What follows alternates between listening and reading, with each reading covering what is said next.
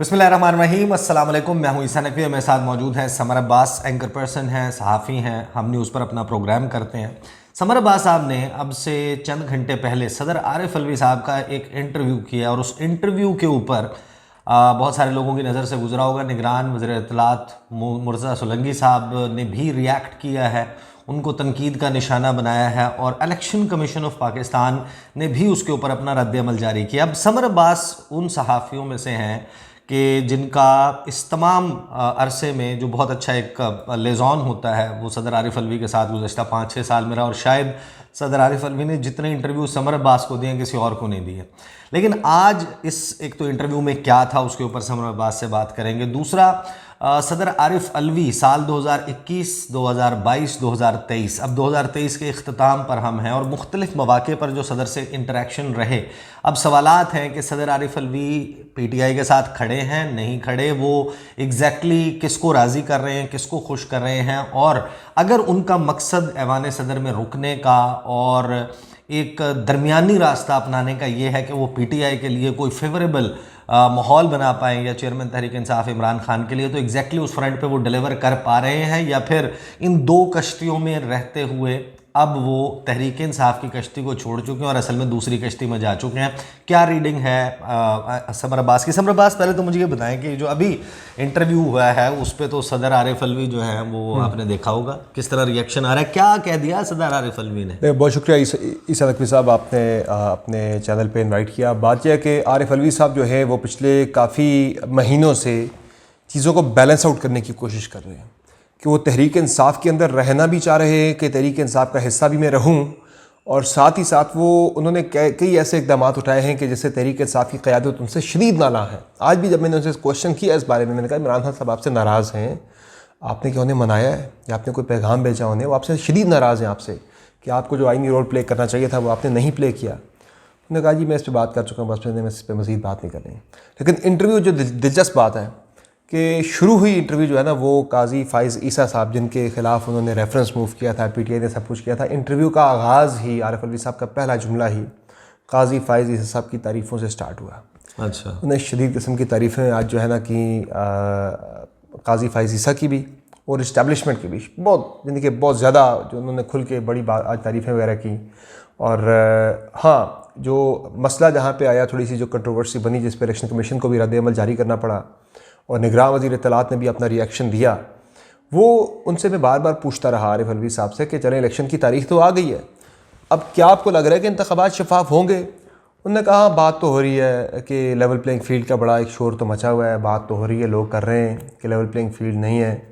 और इंतखाबात में लेवल प्लेइंग फील्ड होनी चाहिए। अच्छा, मुझे इस बात पे बड़ी हैरत थी। मैं एक्सपेक्ट कर रहा था आरिफ अलवी साहब से, जब मैंने उनसे क्वेश्चन बार बार किया, वो मुझे एक बात किए जा रहे थे बार बार, मुझे, हालांकि उन्होंने बहुत ज़्यादा चीज़ों को बैलेंस आउट करने की कोशिश की, उन्होंने बहुत ज़्यादा इस इंटरव्यू में बड़ा एक मुतवाज़ी किस्म का उन्होंने अपना बड़ा मैय्यत रिस्पॉन्स देने की कोशिश की।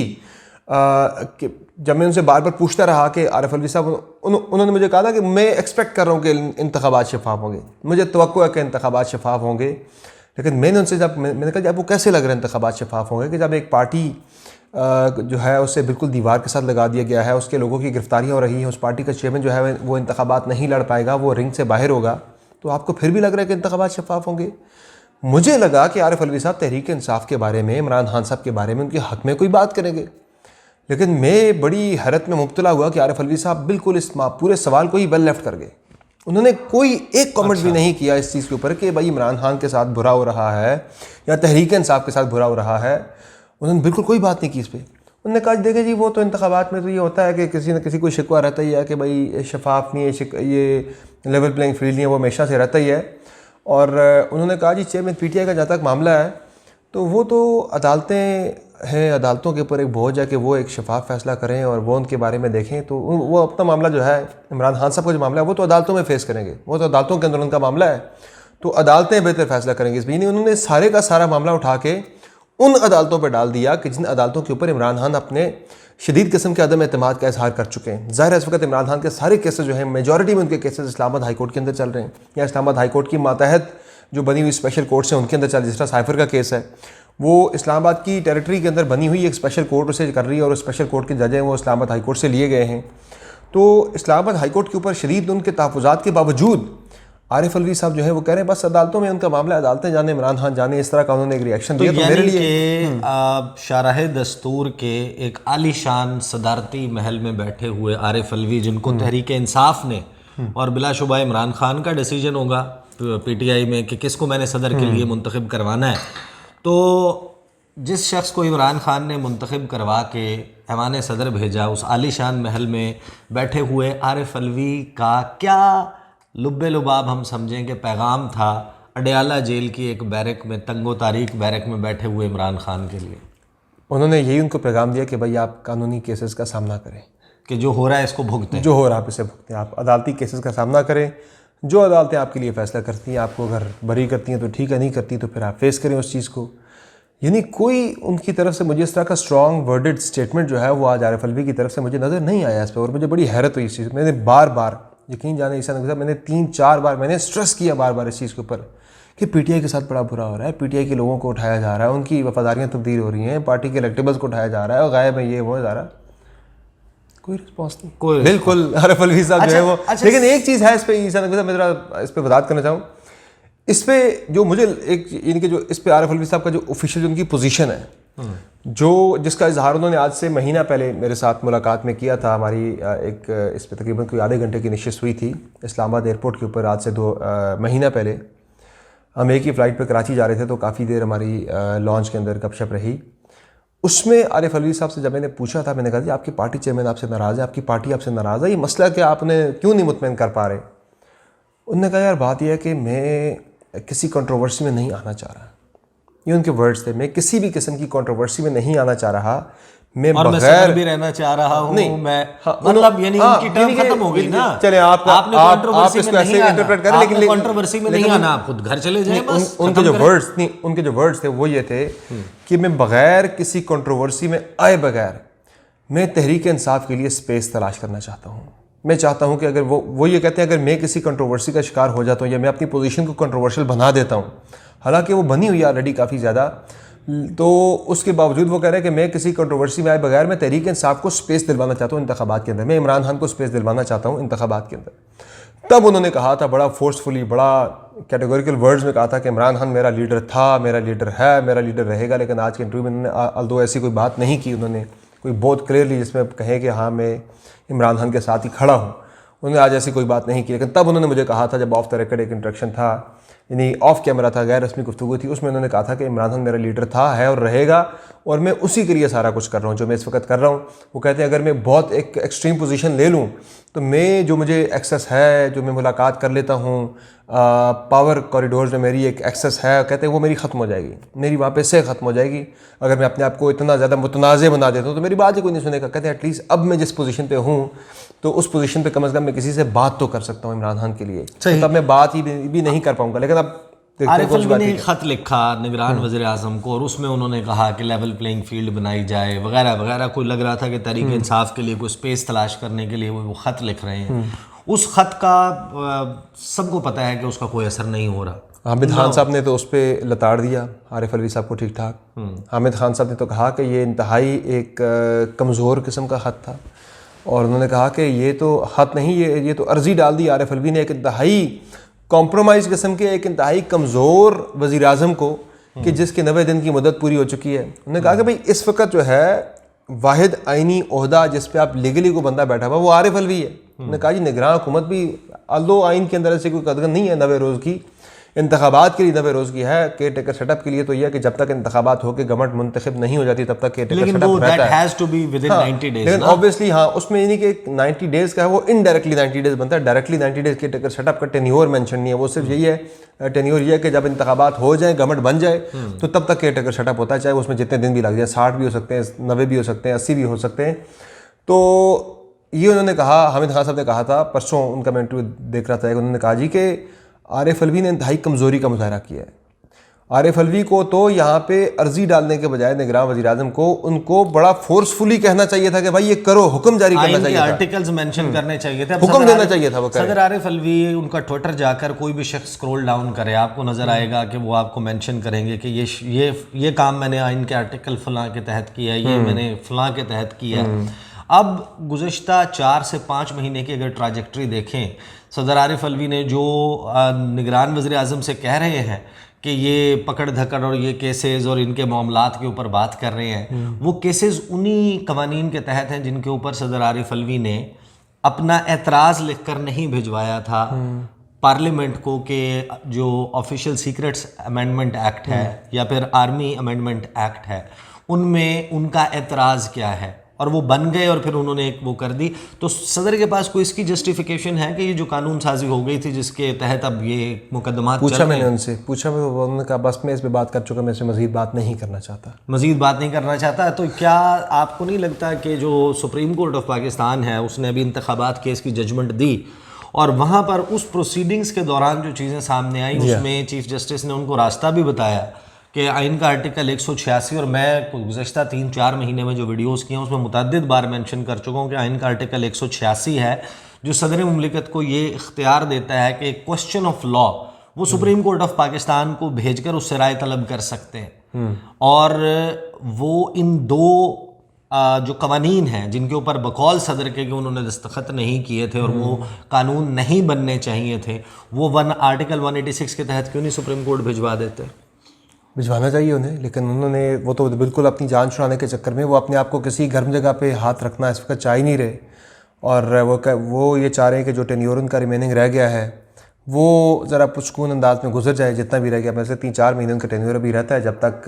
नई हुकूमत मुंतखब होने के 1 महीने तक शायद, उसके बाद जाके इंतखाबात हों सदर के। हाँ, जब वो कंप्लीट हो जाएगा इंतखाबात के महीने बाद ही शायद होगा, जाके मार्च के अंदर, मिड मार्च में शायद जाके प्रेसिडेंट का इलेक्शन हो। तो उसमें तो आरिफ अलवी साहब किसी भी गर्म जगह पे हाथ रखने को तैयार नहीं। मैं बता रहा हूँ ना, आज के इंटरव्यू का आगाज़ ही हालांकि ठीक ठाक उन्हें रगड़ा दिया गया चीफ जस्टिस की जानिब से। उन्होंने जब हवाला दिया एक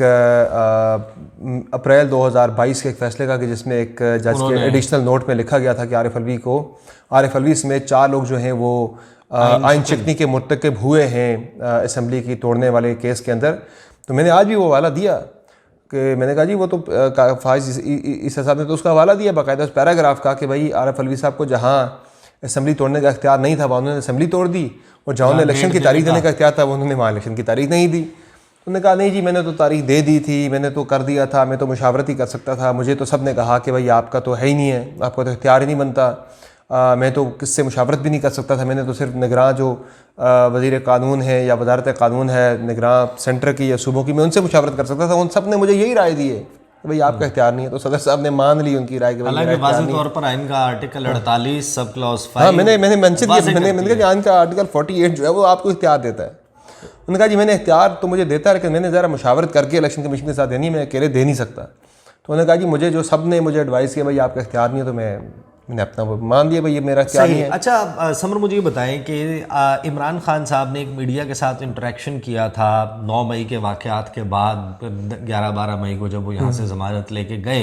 लाहौर, तो ज़मान पार्क में कुछ सहाफ़ियों को बुलाया और सहाफ़ियों से उनका जो इंटरेक्शन हुआ उसमें सवालात हुए। सहाफ़ियों ने पूछा कि फ़लाँ छोड़ गया फ़लाँ, उस वक्त 3-4 लोगों ने ही छोड़ा था, तो किसका अफसोस ज़्यादा हुआ? तो खान साहब ने उस पर बताया, शीरी मज़ारी का तज़किरा किया, आमिर कियानी का तज़किरा किया। फिर उनसे ये सवाल हुआ कि कौन सा शख्स आपको लगता है कि आखिर तक आपके साथ खड़ा रहेगा, धोखा नहीं देगा, छोड़ेगा नहीं? तो उन्होंने नाम लिया था सदर आरिफ अलवी का।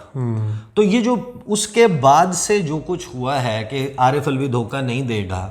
लेकिन आप जब ये देखते हैं कि उन्होंने तारीख़ नहीं दी, मियाँ नवाज़ शरीफ के लिए एक फेवरेबल डेट 8 फरवरी बनती है इलेक्शंस की टर्नआउट के हिसाब से, क्योंकि पीटीआई को एक बड़े टर्नआउट वाला इलेक्शन सूट करता है। नून लीग जितना टर्नआउट कम होगा उनके लिए आसानी होती जाएगी। तो एक ऐसे दिन मिड वीक आपने इलेक्शन की डेट दे दी, हालांकि इलेक्शन कमीशन 11 फरवरी का कह रहा था, 4 फरवरी का कह रहा था, आपने उसके दरमियान 8 फरवरी रख के जो अपनी, जिसका आपके इंटरव्यू में उन्होंने तस्करा भी किया कि अपनी बात मनवानी पड़ती है, इस किस्म की बात की उन्होंने। तो आपकी कंक्लूजन क्या है कि आरिफ अलवी को क्या समझा जाए कि वो जो खान साहब का मान था कि ये नहीं तोड़ेगा, ये नहीं धोखा देगा, वो दे गए हैं या नहीं दे गए? मुझे लगता है कि आरिफ अलवी साहब के ऊपर एक्सपेक्टेशन का बोझ काफ़ी ज़्यादा है, उन पर तवक्कुआत का बोझ इतना ज़्यादा है कि इस वक्त इमरान खान जिस कंडीशन में हैं, जिस सिचुएशन से गुजर रहे हैं, वो उनका आरिफ अलवी से तवक्कुआत का लेवल बहुत ज़्यादा बढ़ गया हुआ है। उन्हें लगता है कि ये मुझे हर चीज़ से बचा सकते हैं, लेकिन आरिफ अलवी नहीं बचा सकते। आरिफ अलवी की अपने ऊपर बहुत सारी तलवारें लटक रही हैं इस वक्त। वो तो फैसल वाडा कहते हैं कि ये जो ही ऐवान सदर से निकलेंगे निकलते साथ ही उनके ऊपर सबसे पहली छुरी तो इनके अपने वारे से जो है ना हथकड़ियाँ तैयार हैं, गिरफ्तार हो जाएंगे, इनके ऊपर अपने केसेस खुल जाएंगे बहुत सारे। तो वो अपनी स्किन बचाने के चक्कर में, तो मुझे ये लगता है कि बात आप वाली है कि आरिफ अलवी इस वक्त अपनी ज़्यादा वो सेफ्टी एंड सिक्योरिटी पे ज़्यादा उन्होंने अपना काम किया हुआ है कि मैं जब ऐवान सदर से रुखसत हो चुके वो टाइम तो करीब आ गया है, तो वो अपना भी आगे अपने आप को ज़्यादा सिक्योर करने के चक्कर में लगे हुए हैं कि मैं जब निकलूँ यहाँ से तो मैं कोई ऐसा काम ना करके जाऊँ कि जिसकी पादाश पे मुझे ठीक ठाक रगड़ा लग जाए, ऐवान सदर से सीधा कहीं जाके मैं जेल में लैंड ना कर रहा हूँ। तो मुझे लग रहा है कि कॉम्प्रोमाइज़ हो गया। तो लुब्बे लुबाब ये है शहर इक़्तिदार से कि एक तो सदर आरिफ अलवी साहब जो हैं उनकी तरजीह उनकी अपनी ज़ात और अपनी पर्सनल आगे की 4-5 महीने 6 महीने के बाद उनकी क्या सूरत हाल होती है, वो एक वीडियो में तस्करा भी एक इंटरव्यू में हामिद मीर के साथ कर चुके कि अगर मैं भी वज़रा में होता तो मैं भी गिरफ़्तार हो गया होता, वो इस बात का तस्करा भी कर चुके। दूसरा जो अहम बात अब कंक्लूड होती हुई नज़र आ रही है कि एक वाहिद जगह जो पीटीआई की रह गई थी वो ऐवान सदर, बाकी जगहों से बड़ी अहम पोस्ट थी तरीके से, अहम तरीन पोस्ट में से पंजाब निकल गया, खैबर पख्तूनख्वा कौमी असम्बली से इस्तीफ़े दे दिए थे, उसके बाद गिलगित बल्तिस्तान में आज़ाद कश्मीर में जो हुआ वो सबको मालूम है। ले दे के एक बच गया था ऐवान सदर, और ऐवान सदर की भी जो खिड़की रावलपिंडी की तरफ अडियाला जेल की तरफ खुलती है, बावजूद इसके कि इस्लामाबाद में मौसम तब्दील हो गया, ठंडी हवाएं चलना शुरू हो गई हैं, लेकिन उस खिड़की से जो ऐवान सदर से खुलती है टुवर्ड्स अडियाला जेल, वहाँ से कोई ठंडी हवा ऐसी नहीं है जो कि चेयरमैन तहरीक इंसाफ इमरान खान की तरफ जा रही हो। और इस किस्म की चीज़ें, ये ऑब्जर्वेशंस बहुत सारी माजी में भी देखी हैं कि लोग जो है वो फिर उनके अतवार तरीक़ाकार वो तब्दील हो जाता है। तो सदर Arif Alvi is one of those people जिन्होंने माजी के बहुत सारे लोगों के जो ट्रेंड्स हैं उन्होंने फॉलो की हैं अब तक के लिए। इतने मुझे और समर अब्बास को इजाज़त दीजिए। अल्लाह हाफ़िज़।